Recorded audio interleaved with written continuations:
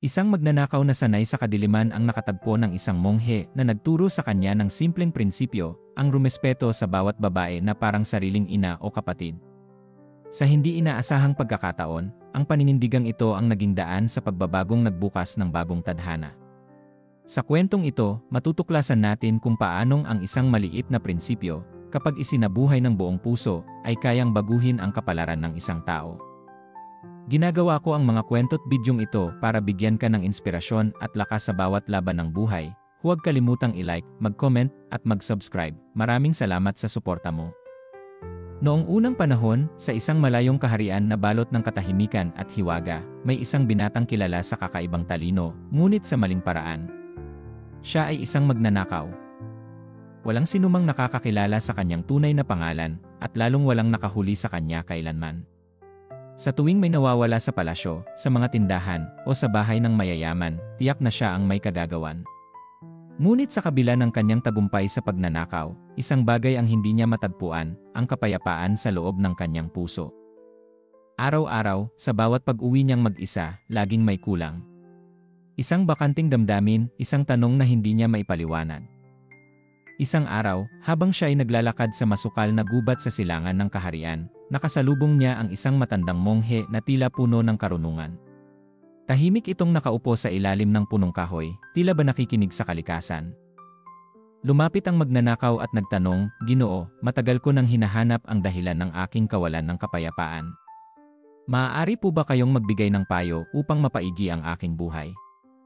Ngumiti ang monghe at sinabing, "Kung gayon, iwan mo ang pagnanakaw." Doon nagsisimula ang tunay na pagbabago. Umiling ang binata. "Hindi ko pa kayang tumigil. Wala akong ibang alam kundi ito. Pero kung may maipapayo ka na maaari kong gawin habang ako'y patuloy sa ganito, handa akong subukan." Muling nag-isip ang monghe, saka mahinahong nagwika, "Kung hindi mo pa kayang talikuran ang pagnanakaw, may isang bagay kang dapat sundin. Igalang mo ang bawat babae. Tignan mo sila bilang ina mo o kapatid. Huwag mong hayaang dumungis ang iyong mga mata sa anumang masasamang hangarin sa kanila." Tahimik na tumango ang binata. Sa simpleng prinsipyong iyon, tila may umusbong na liwanag sa kanyang isipan. "Yan ay kaya kong gawin," ang kanyang tugon. Mula noon, patuloy pa rin siyang magnanakaw.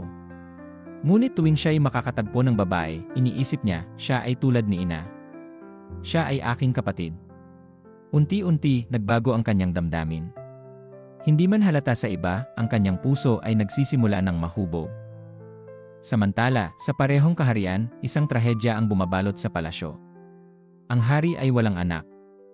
Dahil sa matinding dalamhati, unti-unti siyang lumayo sa reyna at iniwan itong manirahan sa isang palasyong itinayo malapit sa kabubatan. Doon siya binabantayan ng mga sundalo, walang sinumang pinapapasok. Lihim ang kanyang kalagayan. Walang nakakakilala kung sino ang nakatira roon, maliban sa mga bantay. Isang gabi, habang naglalakad ang binata sa kabubatan, nakita niya ang magarang palasyo. "Tila kayaman ng tahanang ito," bulong niya. "Kung makakapasok ako rito, tiyak na may malaking kayamanan." Hindi niya alam, ito ang tahanan ng reyna. Tahimik siyang sumuot sa bakod at pumasok. Ngunit nasilip siya ng mga sundalo, at agad na ipinaalam sa hari ang kakaibang kilos sa palasyo.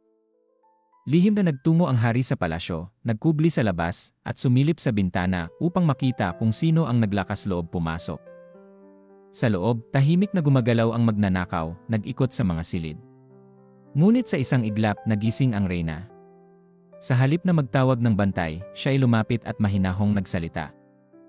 "Ako ang reyna ng kahariang ito. Alam kong magnanakaw ka. Dumating ka rito upang kumuha ng hindi iyo, hindi ba?" Nanlaki ang mata ng binata. Alam niyang wala siyang ligtas. "Pakiusap, huwag po ninyong sabihin sa hari o sa mga bantay. Lalayas po ako kaagad," pakiusap niya habang nanginginig siya sa takot. Tahimik siyang tinitigan ng reyna. At pagkatapos ng ilang saglit, siya ay nagsalita. "Maililigtas kita. Maaari pa kitang bigyan ng kayamanang higit pa sa iyong inaakala. Ngunit may isang kondisyon." Natatakot at naguluhan ang binata. "Anong kondisyon po yon?" Bumuntong hininga ang reyna. "Ipinagtabuyan ako ng hari sa palasyong ito. Matagal na akong nag-iisa. Bilang babae, may likas din akong pangangailangan. Isang beses lang, samahan mo ako, at pagkatapos, makukuha mo ang lahat ng ginto't pilak na iyong nais. Parang kidlat na dumaan sa isipan ng binata ang habilin ng monghe. Igalang mo ang bawat babae. Tignan mo sila bilang ina mo o kapatid. Dahil doon, humakbang siyang palayo, tinignan ang reyna sa mata, at buong galang na nagsalita. Patawad, mahal na reyna. Ngunit ikaw ay tulad ng aking ina. Nangako ako sa isang matandang monghe na igagalang ko ang bawat babae, at hindi ko ito sisirain. Hilingin niyo na lamang po sa akin ang isang bagay na kaya kong gawin bilang anak ninyo. Napaluha ang reyna. Sa dami ng taong dumaan sa kanyang buhay, wala pang nagsalita sa kanya ng may ganong paggalang. Isang dakilang katahimikan ang bumalot sa palasyo. Ngunit sa labas, nasaksihan ng hari ang lahat. Pumasok siya kasama ang mga bantay at ipinahuli ang magnanakaw. Ngunit hindi galit ang kanyang nadama, kundi paghanga. Hindi ko kayang parusahan ang taong ito, wika ng hari. Sabihin mo sa akin, anong gantimpala ang nais mong matanggap? Lumuhod ang binata.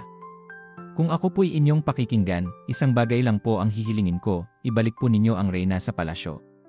Hindi siya karapat-dapat mapag-isa. Karapat-dapat siyang igalang, parang isang tunay na reyna. Tahimik ang hari. Sa loob ng kanyang puso, biglang sumiklab ang pagsisisi. Tama siya. Kung may pagkukulang man ang reyna, mas higit ang aking pagkakamali. Iniwan ko siya dahil hindi kami nagkaanak. Hindi iyon sapat na dahilan upang itakwil siya. Lumapit siya sa reyna, lumuhod sa harap nito, at sinabing, patawad. Nais kitang ibalik sa palasyo, may dangal at may pagmamahal. Ngunit sumagot ang reyna. Ako rin ay may kahilingan. Ang binatang ito, na tinawag akong ina at ginagalang ako ng higit pa sa sinuman, nais kong ampunin. Gawin nating anak. Sa kanya natin ipamana ang kaharian. Nagulat ang hari, ngunit napangiti rin. Tunay ngang siya'y may puso ng isang pinuno. Disiplinado, may prinsipyo, at may malasakit. Siya ang nararapat mamuno. Mula noon, ang dating magnanakaw ay naging prinsipe ng kaharian. Sa buhay, marami tayong hinahangad, tagumpay, respeto, kahulugan. Ngunit hindi ito nagsisimula sa swerte. Nagsisimula ito sa prinsipyo. Minsan, isang simpleng paninindigan lang ang kailangan upang tuluyan tayong magbago. Tulad ng binatang ito, ang pangakong igalang ang bawat babae, ang nagtuwid sa kanyang landas mula sa kadiliman patungo sa liwanag. Kaya't sa bawat hakbang sa buhay, pumili ka ng isang prinsipyo. Maging ito man ay katapatan, kabutihan, pagsusumikap, o pag-iwas sa bisyo, ang isang paninindigang ito, kapag sineryoso, ay kayang baguhin ang iyong tadhana.